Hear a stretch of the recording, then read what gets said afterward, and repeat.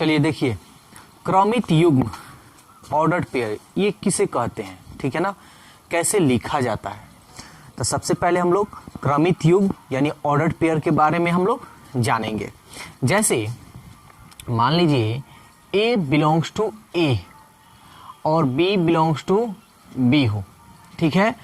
तो अगर हम इसको A B लिख दें तो यही आपका जो होगा क्रमित युग्म ऑर्डर्ड पेयर कहा जाएगा।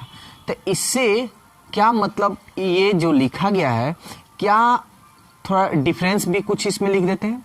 जैसे BA, ये दो, अगर कोई पूछे क्या AB और BA लिखा गया, क्या दोनों में डिफरेंस है, तो हाँ है। तो कैसे है ये जानिए। देखिए ये सबसे पहले जो लिखा गया है ये A capital A set A का अवयव है, ठीक है ना। तो हम कह सकते हैं कि ये जो A है A का अवयव या एलिमेंट्स लिखा गया है, और ये जो है आपका B का है, ठीक है ना। समुच्चय B का अवयव B है, तो हम कह सकते हैं B का अवयव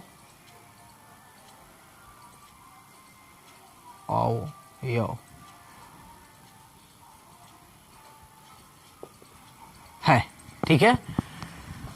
अब हम ये यहां पे दिखा है तो यहां पे देखिए अलग हो जाएगा। कैसे, तो हम ये कहेंगे B जो है ये किसका अवयव है, ये B समुच्चय B का अवयव B है। तो ये कहिएगा B का अवयव है, और ये किसका है, ये A का अवयव है, A का अवयव है। यानी कहने का मतलब ये क्रमित युग्म से ये मालूम चलता है कि पहले किस समुच्चय का लिखा गया है अवयव। तो पहले ये A जो है किस समुच्चय का लिखा गया है, A का, फिर नेक्स्ट किसका लिखा गया है, B का।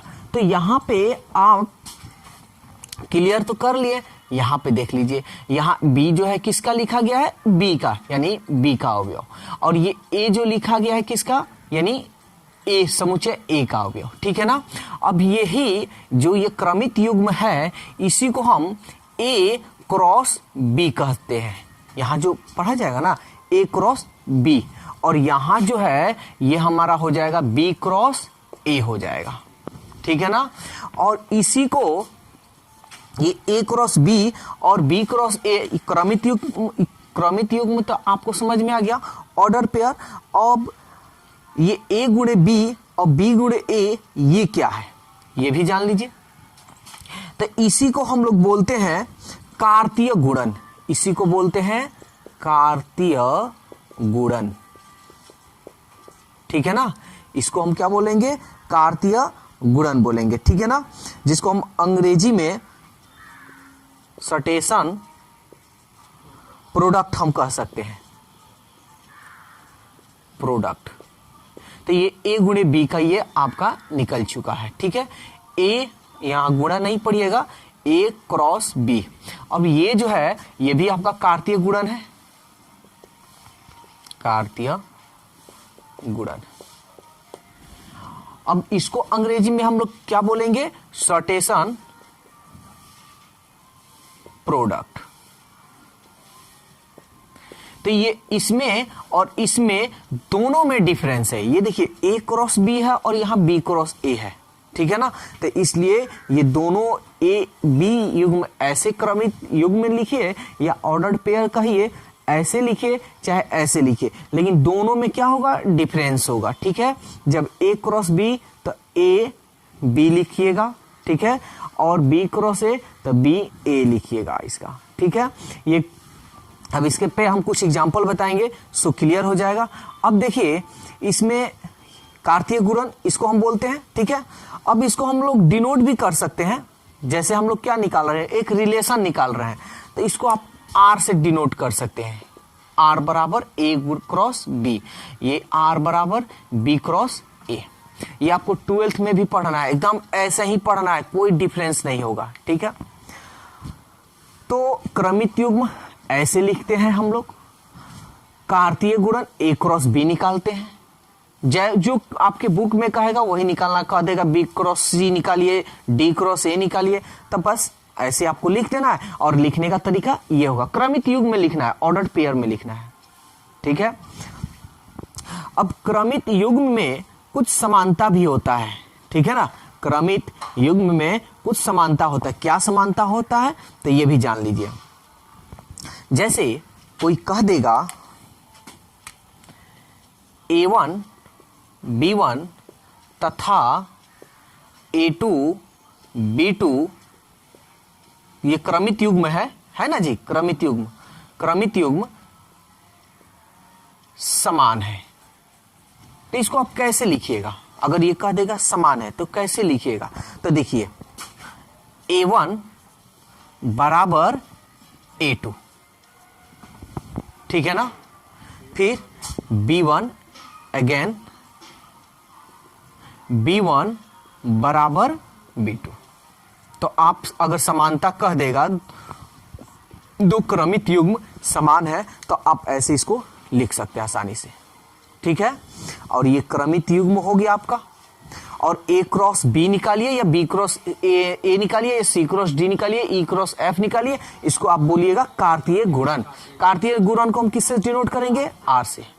बस इस एक्सरसाइज में यानी रिलेशन में बस इतना ही आपको पढ़ना है। अब इस पे कुछ एग्जांपल बता रहे हैं, सो चलिए देखिए अब एक्सरसाइज 2.1 का 1 का A नंबर, जो आपके स्क्रीन पे क्वेश्चन दिया हुआ भी है, जिसमें हम 1 का A का पहला बता रहे हैं और 2-3 आप लोग बना लीजिएगा। जैसे देखिए A क्रॉस B दिया है, तो A क्रॉस B का मतलब कार्तीय गुणन, ठीक है। इसको हम लोग R से भी डिनोट कर सकते हैं। तो R से डिनोट करना हम लोग 12th में ही देखेंगे, वैसे फिर भी हम अभी जिक्र हम कर दिए हैं। तो देखिए कोई भारी नहीं है, एकदम आसान है, इससे आसान कोई एक्सरसाइज आपको नहीं मिलेगा। A का मान है आपका A B C क्रॉस, इसको गुणा कभी मत पढ़िएगा, क्रॉस पढ़िएगा, क्रॉस। B का मान है आपका यानी X Y एंड Z, ठीक है। ये आप A और B में क्या निकाल रहे हैं, रिलेशन निकाल रहे हैं, किसका, यानी क्रॉस का। क्रॉस मतलब कार्तीय गुणन का एक रिलेशन है। ये हम बार बार इसलिए बात बता रहे हैं क्योंकि आपको 12th में जब पढ़िएगा तो यही आपको R इक्वल, इसको R equal A cross B लिखिए, कहेगा रिलेशन निकालिए, ठीक है। तो A क्रॉस B निकालते हैं, ठीक है ना। तो इसलिए हम जिक्र कर दे रहे हैं।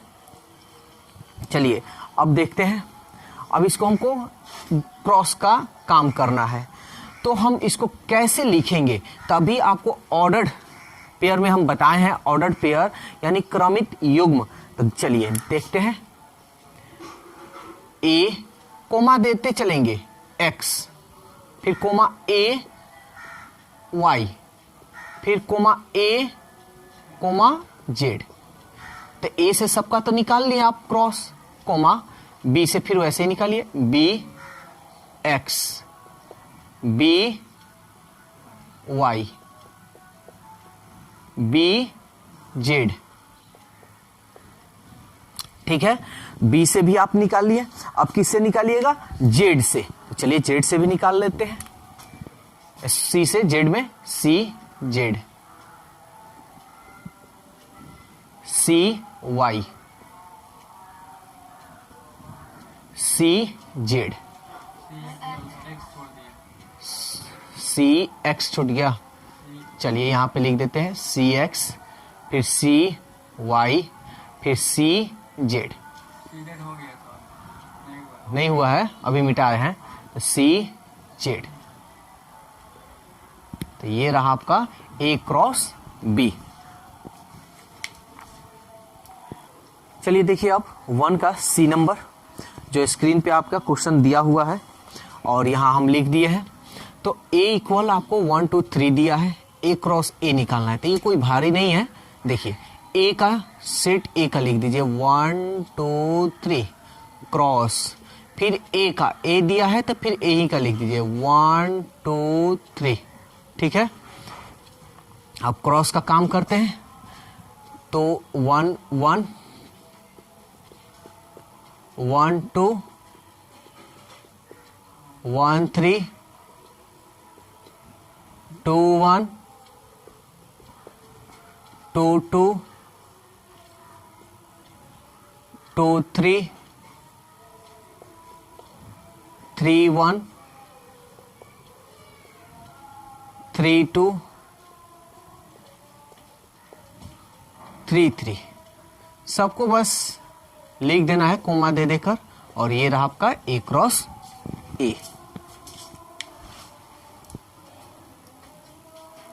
चलिए देखिए 2 का 2 नंबर क्वेश्चन, ये मान निकालना है। तो इसके पहले हम लोग सेट में इंटरसेक्शन निकालना, यूनियन निकालना सीख चुके हैं। अगर नहीं सीखे हैं और नहीं देखे हैं तो वीडियो देख लीजिए, इसमें पीछे दिया हुआ होगा या डिस्क्रिप्शन में आपको वीडियो का लिंक हम दे देंगे। तो देखिए A cross B intersection C है, ठीक है ना।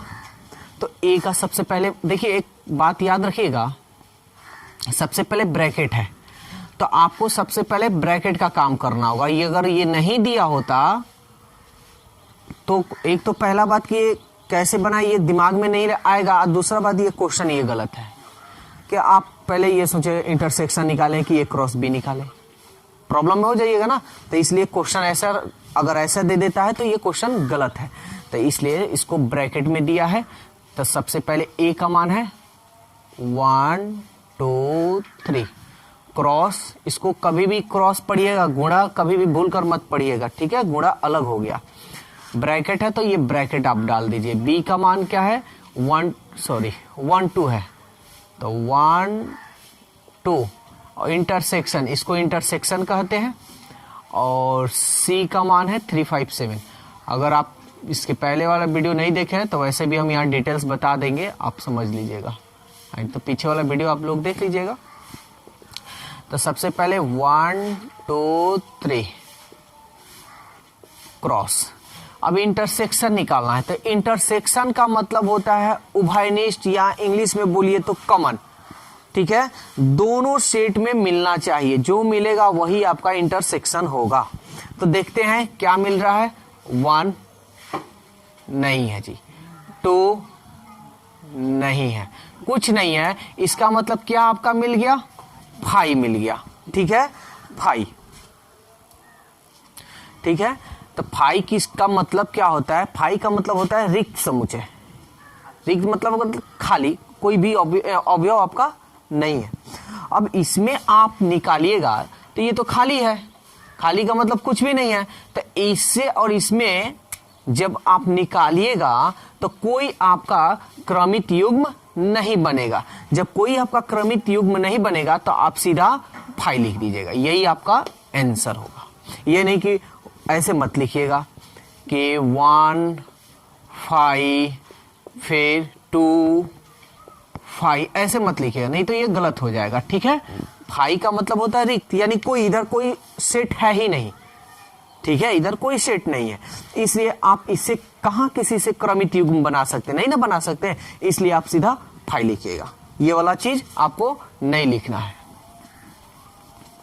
तो ये आपका रहा आंसर। अब इस पे आगे क्वेश्चन जो भी दिया है आप उसको सॉल्व कीजिए। तो दोस्तों वीडियो कैसा लगा, और वीडियो अच्छा लगा तो कमेंट्स कर अपनी राय जरूर दें। अगर कोई भी डाउट्स हो तो आप कमेंट्स कर अपनी डाउट्स पूछ सकते हैं। तो आज के लिए बस इतना ही, फिर कल मिलते हैं। Okay, bye bye.